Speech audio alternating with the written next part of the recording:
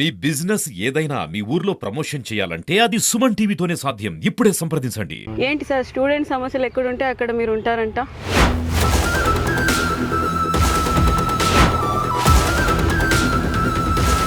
నిజంగా పని చేస్తే విమర్శలు ఖచ్చితంగా ఎదుర్కోవాలి. నిజాయితీగా పనిచేసే వాళ్ళు ఎదుర్కొంటారా లేదా?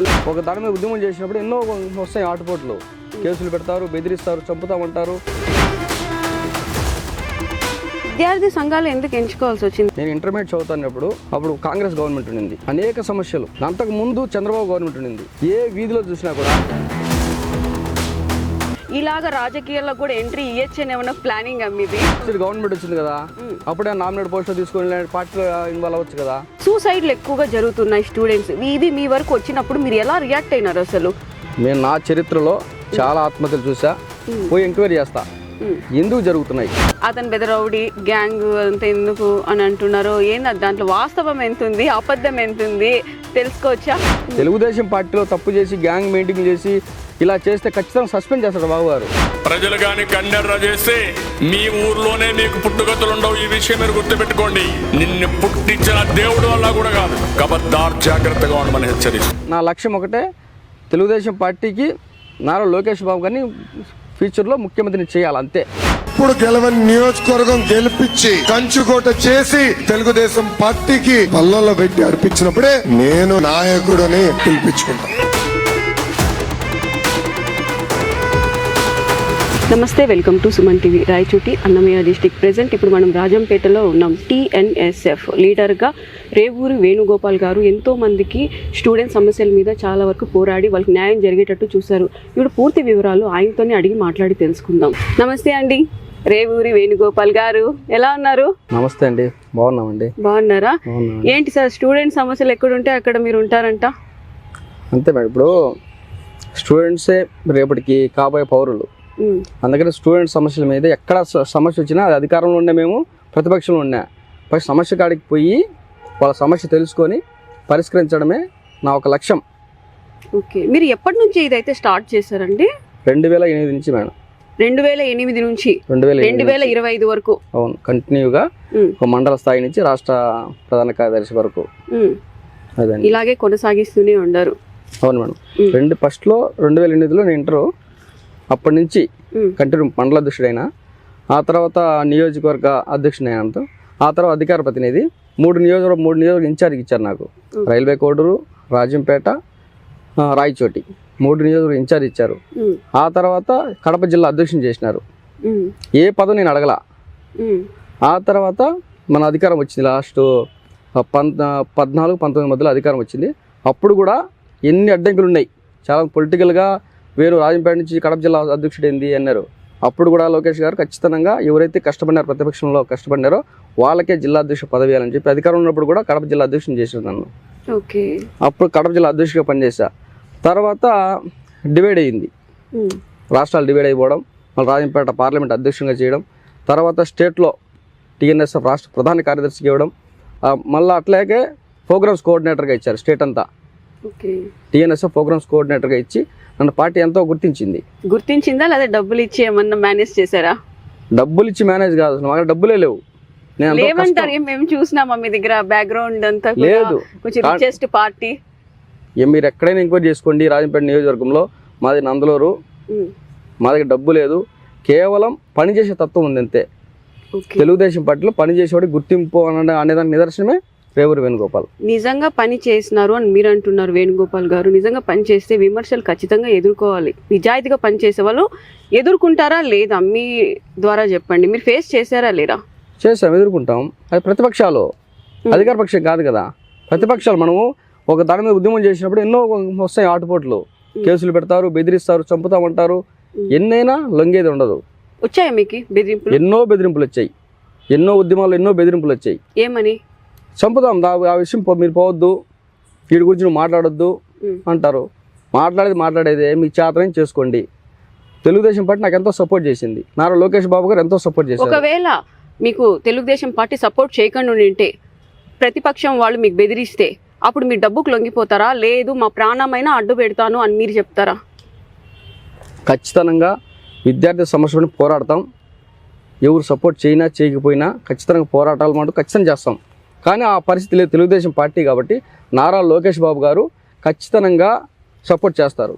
విద్యార్థి సంఘాలు ఎందుకు ఎంచుకోవాల్సి వచ్చింది? ఏంటి, పేద ప్రజలు చాలా మంది ఉన్నారు, సమస్యలు వాళ్ళకు ఉన్నాయి, అటు సైడ్ పోకుండా మీరు ఇటు సైడ్ ఎందుకు వెళ్ళారు?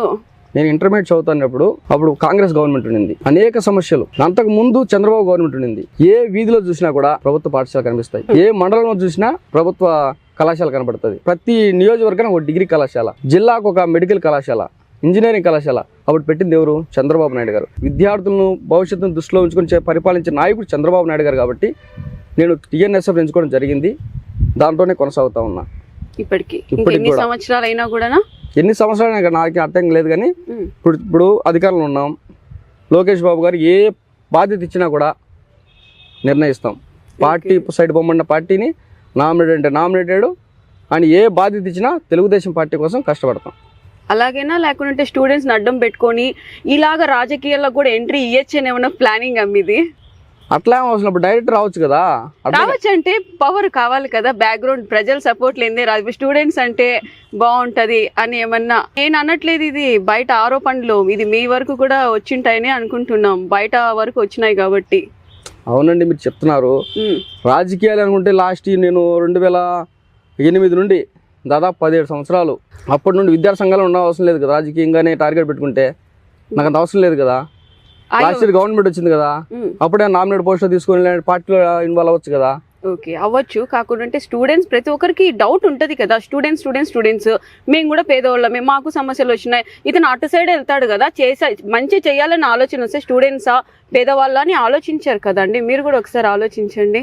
సూసైడ్లు ఎక్కువగా జరుగుతున్నాయి స్టూడెంట్స్. ఇవి మీ వరకు వచ్చినప్పుడు మీరు ఎలా రియాక్ట్ అయినారు? అసలు క్లాస్ రూమ్స్లో హ్యాంగ్ చేసుకోవడాలు, బిల్డింగ్ పైన దూకడాలు. నేను నా చరిత్రలో చాలా ఆత్మహత్యలు చూసారా? చాలా ఆత్మహత్యలు చూసా. ఆత్మహత్య ప్రతి జరిగినప్పుడు ఖచ్చితంగా సలహాను పోతా, నేను పోయి ఎంక్వైరీ చేస్తా ఎందుకు జరుగుతున్నాయి అని. ఎంక్వైరీ చేసి వాళ్ళు మోటివేట్ చేసే క్లాసెస్ కానీ చాలా చేశారు. ఎన్ని చేశారు? దాదాపుగా 100లో చేశా. మార్పు వచ్చిందా? చాలా వరకు వచ్చిందని అనుకుంటున్నా, కానీ కొన్ని జరుగుతూ ఉన్నాయి, ఇంకా జరుగుతూ ఉన్నాయి. మీరు చెప్పేది ఒకటి, ఏ స్టూడెంట్ కూడా ఆత్మహత్య చేసుకోకూడదు. ఎన్ని సమస్యలు ఉన్నాయి కూడా క్షణిక ఆవేశాన్ని పోయి స్టూడెంట్స్ ఆత్మహత్యలు చేసుకుంటా ఉన్నారు. ఒక స్ట్రాంగ్ ఆ స్టూడెంట్స్ కోసం ఒక్కసారి ఆ కెమెరాని చూసి చెప్పండి. విద్యార్థి మిత్రులారా, నేను ఒకటే చెప్పదలుచుకున్నా, ఈరోజు ఎన్ని సమస్యలైనా ఉండొచ్చు, మిమ్మల్ని నమ్ముకొని మీ తల్లిదండ్రులు, అట్లాగే ఈ దేశం కానీ మీకు ఆధారపడింది. ఈరోజు విద్యార్థి రేపటి రోజున ఏదైనా కావచ్చు, ప్రధానమంత్రి అయ్యే పరిస్థితి ఉంది, దేశాన్ని మార్చే అవకాశం కూడా విద్యార్థికే ఉంది. దానికి మీరు ఇంకొక దానికి బానిస అయిపోయి మీరు ఆత్మహత్యలు చేసుకునే పరిస్థితి మీకు రాకూడదు. ఆలోచన చేయండి, ఒక 2 నిమిషాలు ఆలోచన చేస్తే అలాంటి ఆలోచన మీకు రాదు. కొందరు లవ్ అని చెప్పి, కొందరు బెట్టింగ్లో అని చెప్పి రకరకాలుగా మీరు ఆత్మహత్యలు చేసుకుంటా ఉన్నారు. దయచేసి ఆత్మహత్యలు చేసుకోవద్దని చెప్పి మరొకసారి మీ అందరికీ మనవి చేస్తా ఉన్నా. రీసెంట్ ఒక 5 days బ్యాక్ ఒక అమ్మాయి సూసైడ్ చేసుకునింది. కారణాలు ఏదైనా కావచ్చు, బలవన్ మరణం అనేది చాలా చాలా తప్పు. అది మీరు చెప్పినట్టు రేపు పొద్దున్న మీరు ఏమైనా అవ్వచ్చు, దేశమే మీ మీద ఆధారపడి ఉంటుంది. అందరూ స్టూడెంట్స్ మేము చనిపోతాం అంటే ఇంకా అభివృద్ధి ఎక్కడి నుంచి వస్తుంది? అవును, కరెక్టే. మీరు దాదాపుగా చూసినప్పుడు ఇట్లా మోటివేట్ చేశారు కదా, వాళ్ళ సమస్యలు మీతో పర్సనల్ గా వచ్చి షేర్ చేసుకునేవి ఏమన్నా ఉన్నాయా? రీఎంబర్స్మెంట్, కాలేజీలో ఫీజు కట్టలేదు, ఫీజు లేట్ అయిందని చెప్పి హాల్ టికెట్ ఇవ్వకపోవడం. హాల్ టికెట్ ఇవ్వలేదంటే ఇమ్మీడియట్లీ వెళ్ళిపోతా అక్కడికి. పోవడం ఎందుకు ఇవ్వాలా? ఫీజు కడతాడు, నెక్స్ట్ ఇయర్ కడతాడు. లేదు ఇదే విషయం ఆర్ఐ గారికి, ఇంటర్మీడియట్ ఆర్ఐ గారికి చెప్పడం, ఆర్ఐ గారు ఇప్పుడే నోటీస్ ఇచ్చేస్తాడు, ఖచ్చితంగా హాల్ టికెట్లు ఇవ్వండి, మళ్ళీ ఫీజు కడతారని. ఇంజనీరింగ్ కళాశాలలో కూడా చాలా అమలు చేసాం. మరి తర్వాత మీ మాట వినడం జరిగింది? వినకపోతే ధర్నా పెడతాం, వినేటట్టు చేసినాం. ప్రతి సమస్య నా దగ్గరికి వచ్చినట్టు 80% సమస్యలు పరిష్కారమైనాయి, చేసాం కూడా. స్టూడెంట్ సమస్యలు అంటే ఎట్లా, ఎల్కేజీ టు అలా హైయర్ క్లాసా, డిగ్రీ అట్లా వరకా, లేకుంటే ఓన్లీ కాలేజ్ మెంబర్ స్టూడెంట్స్ మాత్రమేనా? ఎల్కేజీ నుండి హైయర్ క్లాసెస్ వరకు మొత్తం ఏ సమస్య ఉన్నా కూడా, ఏ సమస్య ఉన్నా అక్కడ టీఎన్ఎస్ఎఫ్ ఉంటుంది. పరిష్కరించేంత వరకు అంచే రాదు. డబ్బులు ఇస్తాం అబ్బా, వెళ్ళిపోబ్బా, ఎందుకు అబ్బా ఇక్కడ అక్కడ కాంప్రమైజ్ రాజకీయాలు చేయం. అక్కడ దానికి అసలు వెళ్ళం. తెలిస్తే ఏం చేస్తారు? ప్రూఫ్ అయితే ఏం చేస్తారు? మీరు చేస్తే కదా అవేదానికి చేస్తే ఏం చేయమంటారు? అసలు అవ్వవు లేదు కదా. మీ వెనకుండేటోళ్ళు అన్నకు నేను చెప్తాలేబ్బా ఈ బా అంటే అవన్నీ రాంగ్, అట్లా జరగవు. 100% జరగవు. మేము నిజాయితీగా ఒక సమస్య మీద పోయినామంటే ఆ సమస్య పరిష్కారం అయ్యేంత వరకు వచ్చేది ఉండదు. మరి ఇంత సమస్యల మీద పోరాడుతున్నారు కదా, ఇయర్లీ అసలు ఫీజెస్ ఎట్లా అంటే చాలా బాగా ఎక్కువ పెంచేస్తున్నారు. 20,000 నుంచి నెక్స్ట్ ఇయర్కి 30,000. అదే స్కూలే, అదే క్లాసే, అదే టెక్స్ట్ బుక్సే. దాని మీద ఎప్పుడైనా పోరాడలేదా మీరు? స్కూల్ ఫీజు ఎందుకు ఇంత పెంచుతున్నారు అనేసి? అది ఓన్లీ ఒక రాజంపేట వేణు సమస్య కాదు, ప్రతి ఒక్కరికి స్టేట్ సమస్య, యూనివర్సల్ ప్రాబ్లం ఇది. యూనివర్సల్ ప్రాబ్లం కాబట్టి ఇది మనం ప్రతి స్టేట్ అంతా ఉద్యమం చేస్తుంది దాని గురించి. స్టేట్ అంతా అసలు మీరున్న చోట చేశారా? మనం ఉన్న చోట చేస్తే ఆల్రెడీ కొన్ని తగ్గించారు. నిజమా? నిజమే. మనం పోతే ఖచ్చితంగా తగ్గించే తీసుకుంటా ఉన్నారు. తగ్గించి ఐ థింక్ ఎక్కడ ఉన్న పిల్లలంతా కూడా ఇక్కడ చేస్తే రమ్మండి. ప్రభుత్వ పరంగా ఏదైతే ఫీజులు ఉన్నాయో అయ్యే ఫీజుతో నేను చేర్పిస్తా. మార్పు ఏమొస్తే బాగుంటుంది స్టూడెంట్స్ లో అనుకుంటున్నారు? సమస్యల మీద కాకుండా స్టూడెంట్స్ లో కూడా ఈ మార్పు వస్తే బాగుంటుంది అని ఎప్పుడైనా ఆలోచించడం జరిగిందా? స్టూడెంట్స్ వాళ్ళు సొంతంగా ఆలోచించి మెయిన్ దృష్టి అంతా చదువు మీద పెట్టాలా. కరెక్ట్. వేరే దాని మీద లేకుండా చదువు మీద దృష్టి పెడితే బాగుంటుంది. ఇప్పుడు సెల్లుల మీద అయిపోయింది. నలుగురు మనం చూసిన అన్నమాచార్య కాలేజ్ దగ్గర 10 మంది స్టూడెంట్స్ వరుస కూర్చో ఉన్నారు. 10 మంది వాళ్ళ సెల్తో వాళ్ళే గేమ్ ఆడుకుంటా ఉన్నారు. ఒకప్పుడు 10 మంది కలిసి గ్రౌండ్లో ఎక్కడో ఆడుకుంటా ఉండారు ఫిజికల్గా. ఇప్పుడు ఎవడో వచ్చి సెల్ కనిపెట్టిన సెల్లు ఎవడో గేమ్ రెడీ చేస్తాడు, వీళ్ళు గేమ్ ఇక్కడి నుంచి ఇట్లా ఆడుకుంటున్నారు. అట్లా తయారైపోయినారు. అది మార్పు రావాలా. ఓకే. ఫిజికల్ గా మెంటల్ గా షార్ప్ అవ్వాలంటే స్పోర్ట్స్ వాళ్ళకంటూ ఏదైనా యాక్టివిటీస్ ఉండాలి. అట్లా కాకుండా మీరు చెప్పినట్టు పబ్జి అనో ఫ్రీ ఫైర్ అనో అవి ఆడుకుంటా అంటే ఏమొస్తుంది అసలు? టైం వేస్ట్ కాదు, ఇంకా కంటి చూపు సమస్యలు కూడా ఎక్కువ అయిపోయినాయి ఈ మధ్య చూసి కూడా. పార్టీ పరంగా నెక్స్ట్ మీకు ఏ క్యాడర్ ఇవ్వబోతున్నారు తెలుసుకోవచ్చు? మేము వినింది ఇంకా అఫీషియల్ గా వదలలేదు అనుకుంటా, ఏదో మంచిది ఇస్తారు అని బయట మీ ఫ్రెండ్స్ అంతా టాక్. మేమైతే ఇంతవరకు లోకేష్ గారిని ఏం అడగలే. కలవడం జరిగిందా? 4-5 సార్లు కలిశాను. మీకైతే న్యాయం జరుగుతుంది, పార్టీ పని చేయని చెప్పాడు. కలిసి రావడం విషయం చెప్పినాం, వచ్చేసినాం. వేరే సమస్య ఉండేది మాట్లాడినా వచ్చేసినాం. పార్టీ పరంగా లోకేష్ బాబు గారు ఏ నిర్ణయం తీసుకున్నా, నెక్స్ట్ ఏ పార్టీ పదవి ఇచ్చినా తీసుకుని పనిచేస్తా పార్టీ కోసం. నామినేట్ పదవి ఇచ్చి నామినేట్ చేసినా తీసుకుంటా. ఎన్ని సంవత్సరాలైనా పదవి ఇచ్చినా చేస్తారా, ఈకపోయినా చేస్తారా? ఇచ్చినా చేస్తా, ఈకపోయినా కార్యకర్తగా ఉంటా. మిగిలిపోతారా? తెలుగుదేశం పార్టీ కార్యకర్తగా మిగిలిపోతా. ఎందుకు అంత అభిమానం మీకు? అంతే. తెలుగుదేశం పార్టీ అధికారంలో ఉంటేనే రాష్ట్రం బాగుంటుంది. ఓకే. రాష్ట్రం బాగుంటే మనం బాగుంటాం. ఆ రాష్ట్రం కోసం, తెలుగుదేశం పార్టీ కోసం, నారా చంద్రబాబు నాయుడు గారి కోసం, లోకేష్ బాబు గారి కోసం నేను పార్టీకి కమిట్మెంట్గా ఒక కార్యకర్తగా పనిచేస్తా, ఏ పదవులు ఆశించకుండా. ఓకే. దాంట్లో ఎవరు ఏమనుకున్నా, నిజం ఉన్నా లేకపోయినా ఏమని అనుకొని పార్టీ కోసం పనిచేస్తాం. రౌడీజం చేస్తున్నారా లేదో ఒకసారి తెలుసుకోవచ్చు. ఎందుకు ఈ మాట అంటున్నారు అనేది కూడా ఇప్పుడు నేను మీకు చెప్తాను. బయట ఏమబ్బా వేణుగోపాల్ ఇంటర్వ్యూ ఎందుకు చేస్తారులే, అతను పెద్ద రౌడీ గ్యాంగ్ అంతా ఎందుకు అని అంటున్నారు. ఏంది దాంట్లో వాస్తవం ఎంత ఉంది, అబద్ధం ఎంత ఉంది తెలుసుకోవచ్చా? నేను ఎక్కడ గ్యాంగ్ మెయింటైన్ చేయను. నేను ధర్నా చేసినప్పుడు టీఎన్ఎస్ఎఫ్ టీం ఉంటారు. దాన్ని వాళ్ళు అలా చెప్పుకుంటున్నారో లేదో నాకు తెలియదు, కానీ మీ నోటి ద్వారా ఒక్కసారి చెప్పండి. అదంతా రాంగు. నేను ఎటువంటి గ్యాంగులు మెయింటైన్ చేయాలా. నేను నిజాయితీగా టీఎన్ఎస్ఎఫ్ వాళ్ళతోనే పోతా, ఏ ధర్నాకైనా ఏ కార్యక్రమానికైనా. ఆ గ్యాంగ్ చూసి పాపం వాళ్ళు అలా అనుకుంటే దాన్ని నేనేం చేయలేను. ఏమో నిజంగా ఎంతమందికో మనం సాయం చేసి ఉంటాం విద్యార్థులుగా. రోడ్డు మీద కనపడతా ఉంటారు, 10 మంది ఉంటారు, అన్న మన దగ్గరికి వస్తారు. వాళ్ళ గ్యాంగ్ అనుకుంటే ఎట్లా? ఏమో మాకేం తెలుసు అనుకుంటున్నారు అంతే. కెమెరాల ముందర ఓకేలే ఇట్లా చెప్పకూడదు అనుకుని వెనకాల గ్యాంగ్ మెయింటైన్ చేసి. గ్యాంగ్ అనే మాటే ఉండదు, దాన్ని తెలుగుదేశం పార్టీ ఎంకరేజ్ కూడా చేయదు. ఓకే. ఒకవేళ ఉంటే తెలియకుండా మెయింటైన్ చేస్తే అప్పుడే బహిష్కరణ చేసేస్తారా పార్టీ నుంచి? ఖచ్చితంగా చేస్తుంది. తెలుగుదేశం పార్టీలో తప్పు చేసి గ్యాంగ్ మెయింటైన్ చేసి ఇలా చేస్తే ఖచ్చితంగా సస్పెండ్ చేస్తాడు బాబు గారు. No doubt. ఇక ఎంక్వైరీ చేసుకోండి ఎవరన్నా ఉన్నారేమో అలాగా. ఓకే. అలాగుంటే ఎట్టి పరిస్థితులు ఎంకరేజ్ చేయరు. ఓకే. వీళ్ళు ఇప్పుడు క్లారిటీ ఇచ్చినారు చాలా మందికి. బాబు నేనైతే రౌడీజం గ్యాంగ్ మెయింటైన్ ఎక్కడా చేయలేదు, నా స్టూడెంట్సే వచ్చి కలిసినప్పుడు దాన్ని అలా అనుకుంటున్నారు అనేసి. అంతే. చాలా కేసులు ఉన్నాయంట, అవి కొట్టేసారా ఇంకా అలానే ఉన్నాయా? ఇంకా ఉన్నాయి. నందలూరు పోలీస్ స్టేషన్ లో రౌడీ షీట్ ఓపెన్ చేస్తారు నా మీద. ఎందుకు? ధర్నా కేసులే. ఇప్పుడు ప్రజాస్వామ్యబద్ధంగా విద్యార్థులు ఎదుర్కొంటున్న సమస్యలను ప్రభుత్వం దృష్టికి తీసుకుపోవాలి కదా. ఖచ్చితంగా తీసుకెళ్ళాలి. ప్రజాస్వామ్యంలో ధర్నా చేసే రైట్ మాకు లేదా? ఉంది. ధర్నా చేసే కేసులు పెడతారు. ఆ కేసుల ఆధారంగా రౌడీ షీటు. తల్లిదండ్రులకు బాధ అనిపించదా నాన్న, ఎందుకు ఇట్లా కేసులు అవి ఇవి, నువ్వు ఏదో మంచి చేయాలనుకుంటే అది నీ మెడకే చుట్టుకుంటుంది, వద్దు ఇంకా ఆపేసే. తల్లిదండ్రులకి ఎంతైనా బాధ ఉంటుంది కదా, కొంచెం లేకుండా అయితే ఉండదు. వాళ్ళు ఎన్నో చెప్పు చూశారు పాపం, మనం వినలా. ఎందుకు ఇనలేదు? మన థాట్ అంతే, విద్యార్థులకు ఏదో ఒకటి చేయాలా, సమాజం కోసం పని చేయాలా. అది ఎలా రిసీవ్ చేసుకున్నారు? కేసులు పెట్టినారే అని మీకు బాధ అనిపించలేదా? బాధపడుతున్నాం, కోర్టుకు పోతున్నాం, మన గవర్నమెంట్ వచ్చి తప్పుడు కేసులన్నీ తీసేస్తామని చెప్పారు, తీసేస్తారు. ఓకే, మనం చేసేటి కాదు కదా అసలు. కాదు, కాకుంటే మనము ప్రజలతో పాటు స్టూడెంట్స్ తో పాటు ఫ్యామిలీని కూడా దృష్టిలో పెట్టుకోవాలా వద్దా? ఫ్యామిలీగానే బాధపడుతున్నారు, కానీ మావాడు ఏదో స్థాయి, మంచి స్థాయి పోతుంది, గవర్నమెంట్ వచ్చింది. ఇప్పుడు బాధపడిన వాళ్ళు ఇప్పుడు ఆనందపడుతున్నారు. ఓకే, గవర్నమెంట్ వచ్చింది, మావాడు ఏదో స్థాయికి పోతాడు, గవర్నమెంట్ వచ్చింది. కష్టపడుతున్నప్పుడు తిట్టినారు, వద్దురా మనకి లైఫ్ వద్దు, మధ్య తరగతులకు పనికే రాజకీయం, రాజకీయం అంటే డబ్బు ఉండాలి, అవన్నీ కాదని చెప్పి నేను టీఎన్ఎస్ఎఫ్ రాష్ట్ర ప్రోగ్రామ్స్ కోఆర్డినేటర్, అంటే రాష్ట్ర అధ్యక్షుడు తర్వాత సెకండ్ క్యాడర్ నాది. అంటే డబ్బు లేకుండా కూడా తెలుగుదేశం పార్టీలో క్యాడర్లు వస్తాయి అనేది నిదర్శనం రేవూరి వేణుగోపాలే. బ్యాక్గ్రౌండ్లో ఎవరు మీ అంత మామూలుగా అనకూడదు, డబ్బు ఉంటేనే రాజకీయాలు చేయాలి అనేది కొంతవరకు అనుకుంటుంటారు. మేము మిడిల్ క్లాస్ వాళ్ళమని మీరు ఓపెన్గా చెప్పుకుంటున్నారు, అయినా కూడా మేము రావచ్చు, మిడిల్ క్లాస్ వాళ్ళు కూడా రాజకీయాలు చేయొచ్చు, వాళ్ళకు క్యాడర్లు ఇస్తారని మీరు అంటున్నారు.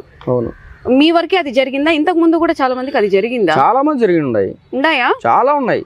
అంటే మీరే అన్నారు డబ్బు ఉంటేనే రాజకీయాలని, మీరే అన్నారు. నేను అనలా, మా ఫ్రెండ్స్ అన్నారు. మీరు దాన్ని ఏమన్నారు అప్పుడు? అట్లా నింటే డబ్బుంటే రాజకీయం కాదు, కష్టపడితే రాజకీయం. మనం కష్టపడతాం, తెలుగుదేశం పార్టీ ప్రజలకి సర్వీస్ చేస్తే ఆటోమేటిక్ పార్టీ గుర్తిస్తుంది. గుర్తించిన ఈ స్థాయిలో పెట్టింది, ఒక సామాన్యుని తీసుకొచ్చి రాష్ట్ర ప్రోగ్రామ్స్ కోఆర్డినేటర్ చేసింది. అంతకని ఇంకేం కావాలి నాకు? హ్యాపీనా ఇప్పుడు? చాలా హ్యాపీగా ఉన్నా. ఇన్ని రోజులు కష్టపడిన దానికి, అవమానాలకి ఎన్ని అవమానాలు వచ్చినా తెలుగుదేశం పార్టీ అధికారంలోకి వచ్చింది, రాష్ట్రంలో ప్రజలు సుఖ సంతోషాలతో ఉన్నారు. ఏంటి బాగా గట్టిగా కంకణం కట్టుకున్నట్టుండారు? రాష్ట్రం బాగుపడాలంటే అలాంటి వాళ్ళు ఉండాలి మేడం, ఉండాలి. అలాంటి వాళ్ళు ఉంటేనే రాష్ట్రం బాగుంటది, దేశం బాగుంటది, మనందరం బాగుంటాం. లోకేష్ గారి గురించి అప్పటి నుంచి మీరు చెప్తూనే ఉన్నారు కదా, అతని దగ్గర నుంచి మీరు బాగా ఇన్స్పైర్ అయింది ఏదన్నా ఒకటి ఉందా? ఒక్క మాట అనుకుంటే, పాదయాత్రలో మధ్యాహ్న భోజన పథకం వాళ్ళు వచ్చారు విద్యార్థులు. అన్నా మాకు మధ్యాహ్న చంద్రబాబు గారు మధ్యాహ్న భోజన పథకం పెట్టారు, జగన్ వస్తేనే దాని పథకాన్ని రద్దు చేశారు, ఆ పథకాన్ని చేయండి అన్నానే. ఇక్కడ ఇంటర్మీడియట్ లో, ఇంటర్మీడియట్ విద్యార్థులకి కాలేజీలో పెడతా, అప్పుడు పెడతా ఉన్నారు, ఇప్పుడు పిల్లలు తీసేశారు. లోకేష్ వస్తానే రిలీజ్ చేశారు. దాంతో పాటు సన్న బియ్యంతో వాళ్ళకి రైస్, ఇప్పుడు స్టోర్ బియ్యం కాదు, ఇప్పుడు పెడుతున్నారా? స్టార్ట్ చేస్తారు, మన క్యాబినెట్ ఆమోదమైంది, స్టార్ట్ చేస్తారు.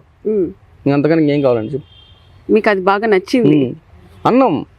అవును, విద్యార్థులు ఎంతో మంది నేను చూసా, కాలేజీ పోయినప్పుడు క్యారీ తెచ్చుకోరు, ఆ స్నాక్స్ ఏ ఒకటి స్నాక్స్ తినేది, నీళ్ళు తాగేది, గమ్మనుండేది. తెచ్చుకున్న వాళ్ళు కూడా అది చెడిపోయి ఉంటుంది మధ్యాహ్నానికి. అవునులేండి, మార్నింగ్ పల్లెల నుంచి వస్తారు కాబట్టి. చాలా బాధపడేవాడిని నేనైతే. ఎన్నోసార్లు ఉద్యమం చేసాం, జగన్మోహన్ రెడ్డి అసలు పట్టించుకునే పాపని పోలే, లోకేష్ బాబుకి వస్తానని చేశాడు. మీకు సంతోషం? చాలా హ్యాపీ. మెయిన్ మనం ఎంత కష్టపడినా ఫుడ్ కోసమే, ఆ ఫుడ్డే సరిగ్గా లేనప్పుడు ఎవరికైనా బాధ అనిపిస్తుంది. ఇప్పుడు ఫుడ్ వస్తుంది స్టూడెంట్స్ కి, మీకు అది చాలు. ఓకే, సన్న బియ్యంతో పెడతాం ఇప్పుడు, ఇంకా హ్యాపీ. మీకు బ్యాక్గ్రౌండ్ ఏంటి సార్ అసలు? మా బ్యాక్గ్రౌండ్ అంటే, మా నాన్న క్లాస్ 4 ఎంప్లాయ్. ఓకే, ఒక చిన్న ఫ్యామిలీ, క్లాస్ 4 ఎంప్లాయ్, మిగతా బ్యాక్గ్రౌండ్ ఏం లేదు. మదర్ ఏం చేస్తుంటారు? House wife. మధ్యతరగతి కుటుంబం, ఇంత డబ్బున్నోళ్ళేం కాదు. రాజకీయంగా తెలుగుదేశం పార్టీకి మధ్యతరగతుల్లో కూడా సూటబుల్ అనేది ఉదాహరణ నేనే. ఓకే, జనాల్లో ఇంకా ఏమైనా మార్పు వస్తే బాగుంటుంది. ఈ మాట ఎందుకు అంటున్నానంటే, ఏదైనా ఒక చిన్న సమస్య వచ్చింది అనుకోండి, లేదు పలానా వాళ్ళే వచ్చి మాకు న్యాయం జరగాలి అని అంటారు. అట్లా కాకుండా మీరు ఏమైతే చెప్పాలి, మెసేజ్ ఇవ్వాలనుకుంటా అంటారు? నేను రాష్ట్రంలోని జనాలు కావచ్చు, విద్యార్థులు కావచ్చు, యువతకు కావచ్చు, ఒకటే, ఎక్కడైనా సమస్య జరిగితే ఎవరో కోసం మనం చూడాల్సిన అవసరం లేదు. మనం ముందు బాధ్యత, ఒక పౌరుడిగా ముందు మనం దాన్ని నిలదీయాలి. మనం ముందు ఎప్పుడైతే నిలదీస్తామో ఆటోమేటిక్గా మనకు సపోర్ట్ వస్తుంది. ఎవరో రాజకీయ నాయకుడే రావాలా. ఇది చాలా బాధ. అసలు ఏమైనా కాలేజీలో విషయం జరిగింది, ఒక ప్రిన్సిపాల్ ఒక అమ్మాయిని ఏదో చేశాడో కొట్టాడో ఏదో జరిగితే అందరు చూస్తూ ఉంటారు. వాళ్ళే తిరగబడి చేయాలి ఏదో ఒకటి. అప్పుడు తిరగబడి చేసినప్పుడే అసలు మార్పు రావాలా. జనాల్లో కానీ విద్యార్థుల్లో కానీ మార్పు వస్తే మేము ఉన్నాం, ఒక పౌరుడిగా ఒకరు ముందు వస్తే ఆటోమేటిక్గా అందరూ వస్తారు. ప్రశ్నించే ధైర్యం రావాలి వాళ్ళకి. అలా లేకుండా ఎవరో నాయకుడు రావాలా, తెలుగుదేశం ఓడే వచ్చి రావాలా, లేదా స్టూడెంట్ యూనియనే రావాలా. ప్రతి ఒక్కరికి రైట్ ఉన్నది, భారతదేశం ఇది. ప్రతి ఒక్కరు ఉద్యమం చేసిన రైట్ ఉన్నది. ఏ ఆర్గనైజేషన్ అవసరంలే. ప్రశ్నించడానికి ప్రతి ఒక్కరికి హక్కు ఉంది. దాన్ని మనం భారతదేశంలో ఉన్న ప్రతి పౌరులు గుర్తుపెట్టుకోవాలా, ఆంధ్ర రాష్ట్రంలో ఉన్న ప్రతి విద్యార్థి గుర్తుపెట్టుకోవాలా. రాజంపేట ఉన్న ప్రతి ఒక్కరు ప్రశ్నించే గొంతు మీరు అవ్వాలా. ఏరెవరి గురించి మనం ఆలోచించకూడదు. సమస్య వచ్చినప్పుడు ప్రతి అక్కడ ఉన్న ఒకళ్ళే గొంతు వెళ్ళాపాలా. అది లేకుండా అది లేకుండా న్యాయం జరగాలి న్యాయం జరగదు. అంటే ఆల్రెడీ అన్యాయం జరిగిపోతుంది, అనుకునే లోపలే ఆడ అన్యాయం జరిగిపోతుంది. మీరు చెప్పినట్టు ప్రజల్లో కూడా ఇంతో అంతో మార్పు ఖచ్చితంగా కావాలి. అది లేకుండా మాకు న్యాయం జరగాలి అంటే కుదరదు. అన్యాయం కాస్తే ఇంకా ఇదే ఎక్కువ అయిపోతుంది. అదే కాకుండా మీరు స్టూడెంట్స్ లో ఎవరైనా మిమ్మల్ని చూసి ఇన్స్పైర్ అయ్యి మేము కూడా మీ దారిలో వస్తామన్నా అని అన్నోళ్ళు ఉన్నారా? ఎంతో మంది ఉన్నారా? ఒక్క పేరు చెప్తారా? చాలా మంది ఒక పేరు చెప్తే ఇంకొకరు హట్ అవుతారు. మీకు హార్ట్ టచ్ అయిన వాళ్ళు ఒకరి పేరు? చాలా మంది ఉన్నారు. అట్లా ఒక్కరి పేరు చెప్తే మిగతా వాళ్ళని హట్ అయ్యి రేపు రోజున వాళ్ళు బాధపడతారు. చాలా మంది ఉన్నారు. పిల్లల గురించి ఎంతగా ఆలోచిస్తున్నారు. ప్రతి నియోజకవర్గంలో అలాంటి వాళ్ళు ఉన్నారు. కడప జిల్లా, ఉమ్మడి కడప జిల్లాలో చాలా మంది ఇప్పుడు పనిచేస్తా ఉన్నారు. మీలాగే చేయాలి, నేను నీలాగే ఉండాలి అని కొంతమందికి ఉంటది. ఆయన చేశారు, ఆయనలాగే నేను చేయాలి అని మీతో వచ్చి అన్న నేను నీ దగ్గర చేరుతాను, నీతో ఉంటాను అని చాలా మంది ఉన్నారు. ఒక్క రూపాయి మాకు అవసరం లేదు, అసలు జీవితం వదిలేసుకోకుండా నాలుగు వాళ్ళు కూడా ఉన్నారు. వాళ్ళ త్వరలో వాళ్ళని పరిచయం చేస్తా. ఊరికే చెప్తాను రా, ఇది నిజమే. అన్ని వదిలేసుకొని మళ్ళీ రండి, మళ్ళీ మీరు వచ్చిన తర్వాత వాళ్ళని తీసుకొస్తా. వాళ్ళకి పాపం ఏమీ లేదు, చదువు అయిపోయి కూడా నేను టీఎన్ఎస్ కోసం పనిచేస్తాం, విద్యార్థుల కోసం పనిచేస్తాం, మీ అడుగుదల నడుస్తామని చెప్పి ఉన్నారు. ఇప్పటికి ఉన్నారు. పాపం పెళ్లి చేసుకోకుండా ఉన్నారు కొందరు. అయితే ఎందుకు అంతే, మా జీవితం విద్యార్థులకే. మేము ఎమ్మిడితే ఉంటాం, మీరే చెప్తే చేస్తాం. సోషల్ మీడియా ఎక్కువ అయిపోయింది. ఏది చూసినా కూడా ఇంత ఫోటో తీసుకొని లైక్స్ ఎంత వస్తుందా, ఇన్స్టాలో పెట్టినామా, ఫేస్బుక్లో పెట్టినామా అని. మీరు దీంట్లో చేరిన తర్వాత ఫేమ్ కోసమో, నేమ్ కోసమో, లేకుంటే లైక్స్ కోసమో, ఇంకా ఏదైనా దీనికోసమో మీరు పెట్టడం జరిగిందా? సోషల్ మీడియాలో పెట్టి నేను సోషల్ మీడియాలో పెట్టే కానీ ఓవర్ నైట్ ఫేమ్ అయిపోదాం, ఓవర్ నైట్ స్టార్ అయిపోదాము అలాంటి ఎప్పుడు నేను చేయలా. సోషల్ మీడియాలో పెడతా అంతే, ట్యాగులు కానీ ఎవరికి చేయను. జస్ట్ సోషల్ జనాలకని తెలియాలి కాబట్టి సోషల్ మీడియాలో పెట్టాలా. ఇప్పుడున్న జనరేషన్లో ఖచ్చితంగా సోషల్ మీడియాలో వాడాలి. వద్దని కొంతమంది వాదిస్తారు. వాడితేనే ఇప్పుడు ఉదాహరణ ఒకటి చెప్తాను. వరద వచ్చింది ఇక్కడ. వరద వచ్చినప్పుడు కొందరు వచ్చారు. కొందరు వచ్చి బోకులు, గుడ్డలు, బియ్యము, నిత్యావసరకులు పంచారు. ఫోటోలు తీసుకున్నారు. ఫోటోలు తీసుకొని సోషల్ మీడియాలో పెట్టారు. అది వాళ్ళ పబ్లిసిటీ కోసం పెట్టలే. నేను ఎంక్వైరీ చేసి ఫస్ట్ వాళ్ళే వచ్చింది. ఏమన్నా ఇంత వరద వచ్చినా కూడా వాళ్ళకి ఏదో మీరు ఖచ్చితంగా 1000 రూపాయలు కానీ ఇవ్వాలా, 1000 రూపాయలు సామాన్ కానీ ఇవ్వాలా, దాన్ని ఫోటోలు తీసుకొని పెడుతున్నారంటే అన్న నేను నా కోసం పెట్టడం లేదు, దీన్ని చూసి ఇంకా కొందరు సేవ చేస్తారు అని చెప్పాడు, ముందుకు వస్తారని చెప్పాడు. అదే నిజమైంది ఆ రోజు. ప్రతి ఒక్కరు ఇప్పుడు అదే ఫాలో అవుతున్నారా? నేను కూడా అదే. ఇంతో అంతో చేసి పెడితే ఇంకొంత సపోర్ట్ గా వస్తుంది. వాళ్ళు కానీ ఇంత నేను చెయ్యాలా, ఈ సమస్య ఉన్నది, మేము పోవాలా, ఆ సమస్య పరిష్కారం అవ్వాలా, జనబలం కోసమే అంతే, ఇంకేం పబ్లిసిటీ కోసం కాదు. ఏ రోజు చేయలేదా? పబ్లిసిటీ కోసం ఏ రోజు చేయాల. నిజం చెప్పండి. నిజమే చెప్తున్నా. ఫేస్బుక్, ఇన్స్టాలో పెడితే మంచి ఫాలోయింగ్ వస్తుంది. ఫాలోయింగ్ కోసం పెట్టలేదు. ఆ సమస్య జనాలకు తెలియాలా, వాళ్ళ చైతన్య పరచాలనే ఉద్దేశంతోనే సోషల్ మీడియా వాడుతున్నాం. అంతకుమించి వేరే ఉద్దేశమే లేదు. క్లియర్ కట్ అంతే. ఓకే, అన్ని డౌట్ క్లారిటీ ఇచ్చారు కానీ ఇంకొన్ని మాత్రం ఇవ్వట్లేదు మీరు. ఇంకేమున్నాయండి, అన్ని చెప్పాము, ఇంకేం లేవు. కేసులు అని అన్నారు కదా ఇందాక, ఆ కేసుల్లో మీరు ఎందుకు అంతగా మీ మీద పగ పట్టాల్సి వచ్చింది? అసలు యాక్టివ్గా ఉన్నాను అంతే. యాక్టివ్ అంటే మీరు ఒక్కరే ఉండరు కదా, దానికి మీతో పాటు ఉంటారు కదా మీ లీడర్స్ కానివ్వండి, ఇంకెవరైనా కానీ. మీ మీద అంత కక్ష ఏంటి అసలు? నాకైతే తెలియదు. నేనైతే కేవలం విద్యార్థుల కోసమే ఉద్యమాలు చేసిన కార్యక్రమాలు అయ్యి, దాన్ని ఏవైతే జగన్మోహన్ రెడ్డి అన్న, చంద్రబాబు నాయుడు గారినో, లోకేష్ బాబుని ఏమని అన్నప్పుడు ప్రెస్ మీట్లు పెడతాం, దాన్ని కౌంటర్ ఇస్తాం. వాళ్ళు దాని మీద పగబట్టారు కానీ పెద్ద హీరోని కాదు. నా ఉద్యమకారులు ఇంకా చాలా మంది ఉన్నారు రాజంపేటలో, కడప జిల్లా, ఉమ్మడి కడప జిల్లాలో ఉన్నారు. వాళ్ళ మీద కేసులు ఉంటాయి కానీ నా మీద ఎక్కువ ఎందుకు ఉన్నాయంటే నేను ఎక్కువగా రాజంపేటలో వినిపిస్తుండేదే మీ పేరు కదా. మీ పేరు ఒక్కటే ఎందుకంత హైలైట్ అవుతుంది? నేను ఉద్యమాలు చేశారు. మీకు ఫ్రీ పబ్లిసిటీ వస్తుందా, లేకుంటే ఏమనుకోవాలి? పబ్లిసిటీ ఫ్రీ పబ్లిసిటీనే. వాళ్ళే కేసులు పెట్టుకుని వాళ్ళే మీ గురించి చెప్పుకుంటున్నారు. కేసులు పెట్టాను, ఇబ్బంది పెట్టాలని చూసారు. ఊరికేం పెట్టలే వాళ్ళు. కేసు పెట్టే ముందు ఫోన్ చేస్తారు, ఈ కేసు పెడుతున్నావు నీ మీద, నువ్వు ఇప్పటికైనా డ్రాప్ అవుతావా? అవ్వు, నేను డ్రాప్ కాన్. మరి మొండిగా లేరా మీరు? మా జీవితం తెలుగుదేశం పార్టీకి అంకితం చేస్తాం అంతే. అప్పటి నుంచి తెలుగుదేశం చెప్తున్నారు, ఓకే పక్కన పెట్టేయండి. స్టూడెంట్ సమస్యలు తీరుస్తున్నారు, అది పక్కన మొండితనము, ఆ గట్టితనము ఎందుకు? ఇక్కడ మొండేం లేదండి. డ్రాప్ ఖచ్చితంగా ఒకటి కావాలంటే ఒకటి వదులుకోవాల్సిందే. ఖచ్చితం. అది ఎక్కడైనా కేసులు కావాలంటే ఇప్పుడు కేసు వద్దనుకుంటే రాజకీయం వదులుకోవాలా. నాకు రాజకీయం ఒక ఫ్యాషన్, దీంట్లో ఉంటేనే మనం ఏమైనా చేయగలుగుతాం. ఒక సపోర్ట్ ఉండాలా. తెలుగుదేశంలో ఉంటే ఇంకా ఎక్కువ ఉంటే స్టాండర్డ్ గా ఉంటా అంతే, లేకుంటే అంత వీక్ హార్ట్ కాదు అంటారా? అంతే. అది చెప్పేసేయండి ఒక మాట. ఇప్పటికే వైసీపీ వాళ్ళకి తెలిసిపోయింది. 2008 నుంచి వాళ్ళు చూస్తూ ఉన్నారు అందరూ. ఎన్నో బెదిరింపులు, కడప జిల్లాలో ఎన్నో ఉద్యమాలు చేశాం, ఆడ ఏం చేయలేకపోయినారు, ఎన్నో బెదిరించారు, ఏం చేయలేకపోయినారు. రాజంపేట ఎక్కడ ఏం చేయలేరు, మనదంతా ఒకటే. ఏమన్నా ఒక ఉద్యమం తీసుకుంటే దాన్ని కరెక్ట్గా పనిచేయడం అనేది తెలుసు నాకు. కానీ ఒక నమ్మకం ఏంటంటే నిరుపేదకైనా సరే కష్టపడితే ఫలితం ఉంటుందని తెలుగుదేశం పార్టీలో క్యాడర్ ఇస్తాననేది నేనే ఉదాహరణ అని నేను చెప్పగలుగుతా. యువత కూడా తెలుగుదేశం పార్టీ వైపే చూడండి. రాష్ట్రం బాగుపడాలంటే, రాష్ట్రం బాగుండాలంటే తెలుగుదేశం పార్టీ అధికారంలో ఉండాలి. నారా లోకేష్ బాబు గారు అట్లాగే చంద్రబాబు నాయుడు గారు నాయకత్వంలో తెలుగుదేశం పార్టీని బలపరిచేదానికి రాష్ట్రంలోని యువత విద్యార్థులందరూ కూడా కలిసికట్టుగా రావాలని చెప్పి సందర్భంగా మీ అందరికీ విజ్ఞప్తి చేస్తా ఉన్నా. నిజంగా మీ ధైర్యానికి హ్యాట్స్ ఆఫ్ సార్. ఇంతవరకు మీరు చేస్తున్నారు, ఇంకా కూడా చేస్తున్నాను అని చెప్పి చాలా గట్టిగా చెప్తున్నారు. Thank you so much sir. Thank you అండి. Thank you.